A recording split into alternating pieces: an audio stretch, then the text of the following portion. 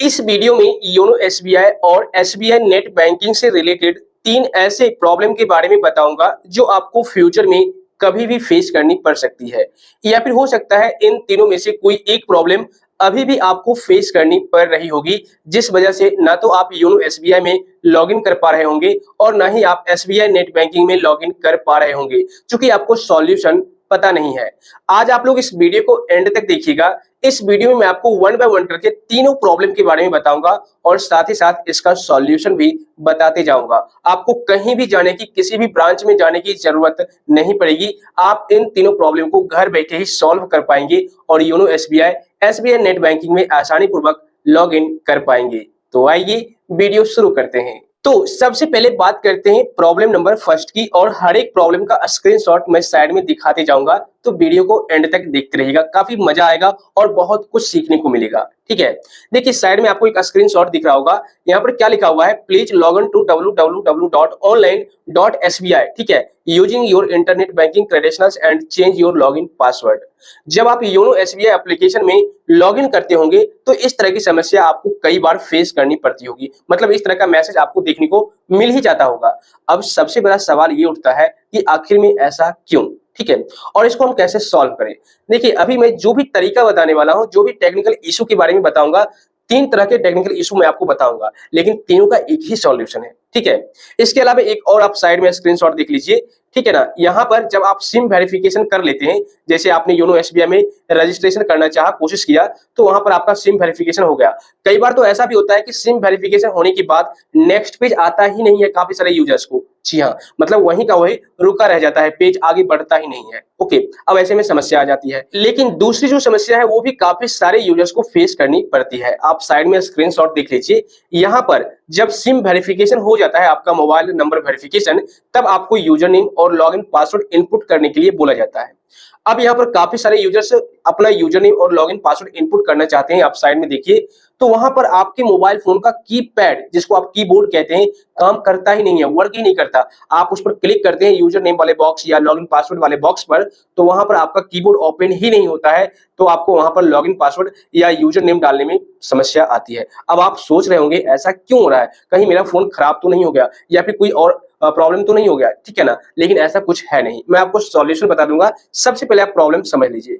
अब मान लीजिए कई सारे यूजर्स किसी ना किसी तरीके से यहाँ पर यूजर नेम पासवर्ड डाल भी देते हैं और सबमिट भी कर देते हैं, तो नेक्स्ट पे उनके सामने आता है ओटीपी का। जी हाँ, आपके मोबाइल नंबर पर एक ओटीपी आता है। उस ओटीपी को यहाँ पर फिलअप जब तक नहीं करेंगे, तब तक आप आगे का प्रोसेस नहीं कर पाएंगे। अब यहाँ पर कई सारे यूजर्स को ओटीपी आती ही नहीं है उनके रजिस्टर्ड मोबाइल नंबर पर। अब यहाँ पर काफी सारे यूजर्स घबरा जाते हैं कि मैंने तो यही मोबाइल नंबर रजिस्टर करवाया था, लिंक करवा रखा है एसबीआई नेट बैंकिंग में, अपडेट करवा रखा है, उसके बावजूद भी मेरे नंबर पर ओटीपी नहीं आ रही है।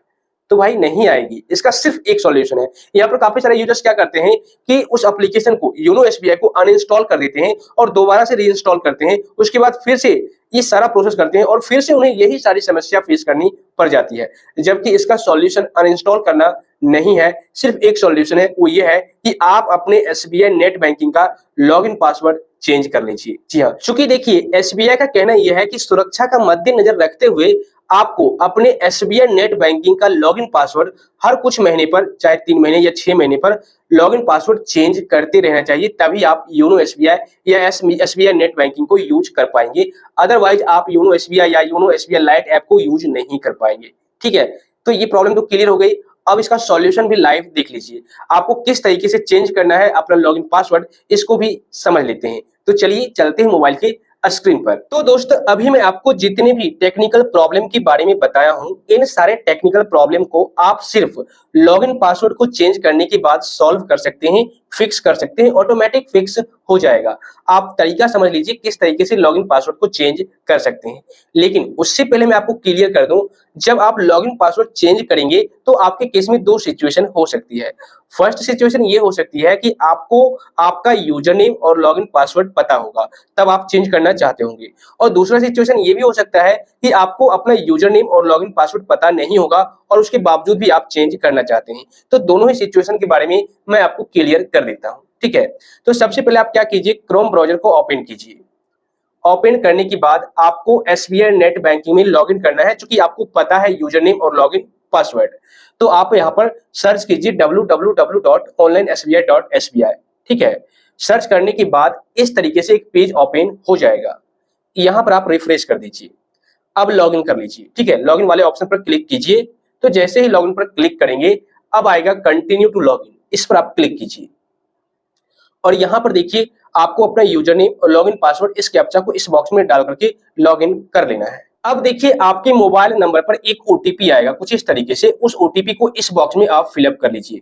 ओटीपी सही तरीके से आप फिलअप कीजिएगा, अदरवाइज नेक्स्ट प्रोसेस काम नहीं करेगा। ठीक है, ओटीपी डालने के बाद अब आपको सबमिट कर देना है। ये रहा सबमिट का बटन, इस पर क्लिक कर देना है। तो जैसे ही आप सबमिट वाले बटन पर क्लिक करेंगे, नेक्स्ट पेज कुछ इस तरीके से आ जाएगा। यानी कि आप लॉगिन नहीं कर पाएंगे, बट इस तरीके से आपके सामने पेज आएगा। Old login password, new login password और रीटाइप न्यू लॉगिन पासवर्ड। यहाँ पर ये बताया गया है your internet banking password has expired as per bank policy, please change your password. ठीक है, तो सबसे पहले आप अपने पासवर्ड को चेंज कर लीजिए। यहाँ पर आप अपना करंट यानी ओल्ड पासवर्ड इनपुट कीजिए, जो आपका पहले वाला पासवर्ड है डाल दीजिए और इन दोनों बॉक्स में आप न्यू पासवर्ड क्रिएट कर लीजिए।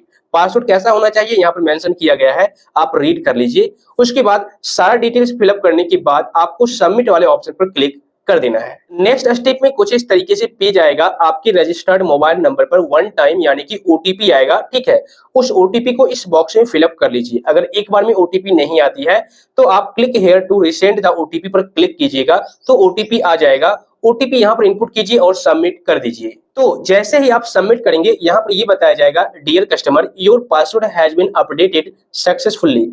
अब आपका जो लॉगिन पासवर्ड है वो चेंज हो चुका है सही तरीके से। अब आप लोग योनो एसबीआई एप्लीकेशन में लॉगिन कीजिएगा, तो यहाँ पर जो आप स्क्रीन पर देख रहे होंगे इन तीन तरह का टेक्निकल प्रॉब्लम, जैसे कि ओटीपी नहीं आ रही है, या फिर आपके मोबाइल फोन में कीबोर्ड काम नहीं कर रहा है, या फिर आप नेक्स्ट पेज पर जंप नहीं कर पा रहे हैं, आगे का प्रोसेस नहीं कर पा रहे हैं, या फिर आपको बार बार बोला जा रहा था कि लॉगिन पासवर्ड चेंज कीजिए। अब इनमें से कोई भी टेक्निकल प्रॉब्लम आपको फेस करना नहीं पड़ेगा, आसानी पूर्वक लॉगिन कर सकते हैं। Okay, so I hope friends इस वीडियो को देखने के बाद अब आप लोग अपने योनो एसबीआई और एसबीआई नेट बैंकिंग से रिलेटेड टेक्निकल प्रॉब्लम को घर बैठे ही सॉल्व कर पाएंगे। इस वीडियो से अगर आपको कुछ सीखने को मिला है तो लाइक और शेयर कर दीजिए, साथ ही चैनल को सब्सक्राइब करके बेल आइकन को भी दबा दीजिए।